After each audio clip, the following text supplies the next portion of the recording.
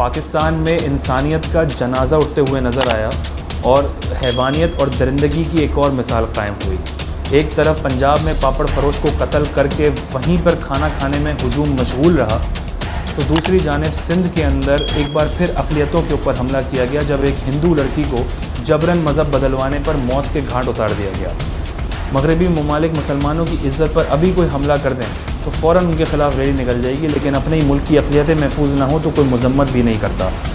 ہم صرف نغمے اور گانوں کی حد تک ہی زندہ قوم رہ چکے ہیں۔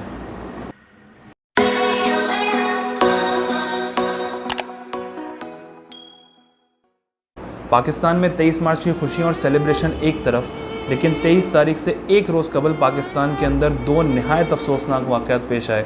جس کو دیکھ کر انسانیت ایک بار پھر ہل گئی۔ ہم صرف اب گانوں کے اندر اور ویڈیوز میں ہی یہ بات تسلیم کرتے ہیں کہ ہم ایک زندہ قوم ہیں، لیکن در حقیقت ہم بحیثیت قوم، ہمارا معاشرہ کس حد تک گرتا چلا جا رہا ہے، وہ ان واقعات نے پھر ایک دفعہ یاد دلا دیا جب پنجاب کے اندر اور سندھ کے اندر دردناک واقعات پیش آئے۔ پنجاب میں پٹوکی کے اندر ایک پاپڑ فروش اشرف نامی شخص، جس کی سب سے بڑی غلطی یہ تھی کہ وہ شادی ہال کے باہر براتیوں کے نزدیک آ گیا۔ جب وہ نزدیک آیا تو اس کے اوپر جیب قطرے کا الزام لگا کر اس کے اوپر اتنا ظلم کیا اور تشدد کیا کہ آن دا اسپاٹ وہ دم توڑ گیا۔ یہاں تک بات ختم نہیں ہوئی، بلکہ انسانیت کا قتل عام تب ہوا جب اس کی لاش شادی ہال میں ہی پڑی رہی اور سارا کا سارا وہاں ہجوم اپنے کھانے کھانے میں مشغول رہا۔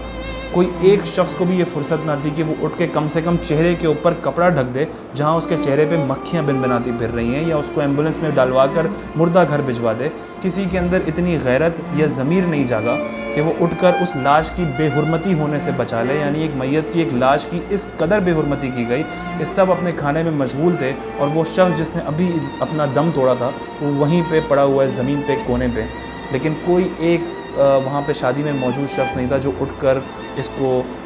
شادی ہال سے کسی ایمبولینس کے تھرو بھجوا دے۔ پاکستان میں ایک غریب شخص ہو یا کوئی بھی ایک عام انسان ہو، اس کی زندگی اور اس کی جان کی اہمیت صرف اتنی ہے کہ وہ اگر کسی ہجوم کے ہتھے چڑھ گیا تو پھر اس کی موت پکی ہو جاتی ہے۔ یعنی ہمارے ہاں ایک دوسرے کے لیے برداشت کسی حد تک نہیں ہے کہ اگر کسی کے اوپر شک بھی ہے تو اس کو پہلے ویریفائی کر لیا جائے اور پھر اس کے بعد کوئی فیصلہ لیا جائے، لیکن یہاں پر جان سے مار دینا ہمارے معاشرے کے اندر کسی نے حق دے دیا ہے کہ جو صحیح لگے وہی کیا جائے۔ پاکستان کے اندر جو دوسرا دردناک واقعہ پیش آیا وہ صوبہ سندھ سے منسلک تھا، جب ہمارے ملک کی اقلیتوں پر ایک بار پھر حملہ کیا گیا۔ ایک ہندو گھرانے سے تعلق رکھنے والی نوجوان لڑکی 18 سال کی پوجا کماری،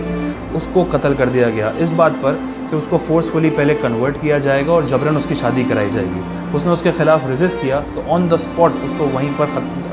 قتل کر دیا گیا۔ ہمارے ملک کی اقلیتیں یہاں تک محفوظ ہیں۔ ہمارے معاشرے کی منافقت کی اگر بات کی جائے تو اس کی کوئی مثال نہیں ہے۔ مغربی ممالک میں اگر کوئی مسلمان کی عزت پر ہاتھ ڈالنے کی کوشش کرے تو اس کے خلاف آواز اٹھاتے ہیں۔ اسرائیل فلسطین پہ کچھ کرے تو وہاں پر بھی مسلمانوں کا دشمن کہا جاتا ہے۔ ہندوستان کشمیر کے اندر کشمیریوں کو سپریس کرے تو اس کے خلاف بھی ریلی اور پروٹیسٹ ہوتا ہے، لیکن جب ہمارے معاشرے کی، ہمارے ملک کی اقلیتوں کے اوپر حملہ ہو تو اس کے خلاف نہ تو کوئی مذمتی بات کی جاتی ہے، نہ ہی کوئی مذمتی پیغام آتا ہے، پھر چاہے وہ کوئی لا انفورسمنٹ ایجنسیز کا ہو یا کوئی دینی اداروں کا ہو، کوئی ادارہ اس کے اوپر مذمت نہیں کرتا۔ ہم کیسے کسی کو کوئی صحیح یا غلط کا لیکچر دیں جب ہمارے اپنے ہی ملک کے اندر کوئی محفوظ نہیں ہے؟ آخر میں صرف ایک سوال ہے کہ کسی کو کیا آئینہ دکھایا جائے جب ہمارے معاشرے میں اور ہمارے ملک میں ہی اقلیتیں محفوظ نہیں ہیں، جس کی اجازت ہمارا قرآن نہیں دیتا، جس کی اجازت ہمارا مذہب نہیں دیتا کہ کسی اور مذہب سے تعلق رکھنے والوں کو اس طرح سے مار دیا جائے اور قتل کر دیا جائے۔